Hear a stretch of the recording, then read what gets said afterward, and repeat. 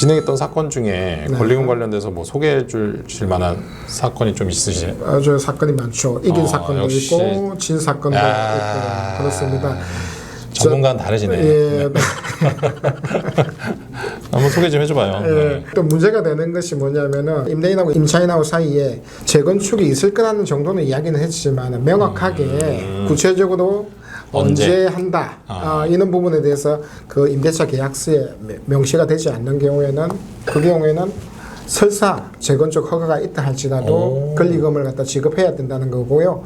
또 문제가 되는 게 권리금이라는 것은 결국은 임차인이 신규 임차인을 데려와야 임대차 계약 종료 6개월부터 종료 시까지 신규 임차인을 구해야 권리금을 지급하는 것이니까 만약 신규 임차인을 못 구했다면 원칙적으로 지급하지 않는 것이 맞는데 처음부터 임대인이 나는 여기에 재건축을 할 것이니까 너가 신규 임차인 데려오나 임대차 계약 안 할 거야 라고 확정적으로 이야기를 했다면은 설사 임차인이 신규 임차인을 구하지 않더라도 권리금을 지급해야 된다. 그렇게 얘기를 했으니까. 예, 이거는 대법원 판례도 있고요. 저희 사건에서도 실제 법원이 판단한 사례도 있습니다. 임대인 입장에서는 임대인 입장에서 자기가 만약에 이 임차인을 드릴 때 어떤 특정 시간 내에 뭐 건물을 재건축을 하거나 이런 경우에는 계약서에 분명히 명시를 해야겠네요. 그거를. 그렇죠. 제대로 명시를 해야 명시를 해야 됩니다.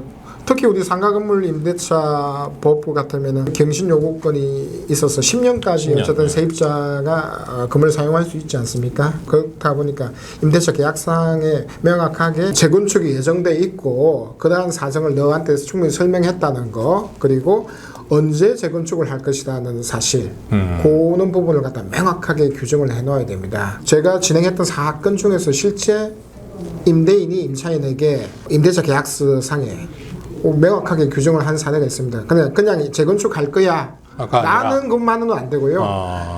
뭐 예를 들면 도면도는 어떻는지 구체적으로 어떻게 재건축할 거라는 거 그 시점은 예를 들면 뭐 정확하게 2025년 매월 며칠까지는 아니더라도 2025년 매월경에 재건축을 할 예정이다. 그러니까 그 시점에는 나가야 된다. 그러니까 그 시점까지만 네가 사용하는 걸로 한다라고 명확하게 한 경우에는 임차인도 내가 여기 들어가면은 권리금 보호를 못 받는다는 사실을 알고 계약을 체결한 거기 때문에 임차인이 데려온 신규 임차인과 계약을 하지 않더라도 권리금을 지급할 이유는 없다라고 법원은 보고 있습니다. 그거는 사실은 진짜 보면 합의를 한 거네요. 그렇죠. 임대인과 임차인이.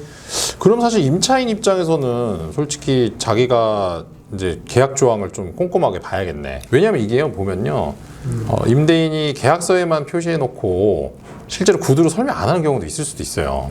많죠. 왜냐하면 그냥 막 급한 경우에 그냥 계약서 아니고 막 사인하는 경우도 있거든요. 그렇다면 이제 임차인분들 같은 경우는 실제로 자기의 권리금을 보호받기 위해서는 임대차 계약서에 뭐 언제 재건축이 있다, 뭐 이런 뭐 내용이 있으면은 요거는 이제 잘 고민을 해보셔야 되고. 그럼 이런 경우도 있을 수 있잖아요. 계약 체결을 하면서 너가 나갈 때 권리금 요구를 안 하는 조건으로 내가 임대차 계약을 너랑 체결할 테니까 권리금을 포기한다는 내용을 계약서에 넣어라. 이렇게 되면 어떻게 되는 거예요? 상가건물 임대차 보호법이라는 게 기본적으로 보전금이 일정 범위 내에만 인정이 되는 법인데요. 임차인을 보호하는 법입니다. 근데 그 권리금과 관련해서는 상가건물 임대차 보호법이 적용되지 않는 임대차 보전금일지라도 권리금은 이 상가건물 임대차 보호법에 의해서 보호된다는 규정이 있습니다. 그리고 상가건물 임대차 보호법은 제가 좀 전에 이야기한 것처럼 세입자에게 유리한 강행 규정입니다. 그렇다 보니까 권리금을 포기하는 그 규정은 무효가 됩니다. 강행 규정이 뭐예요?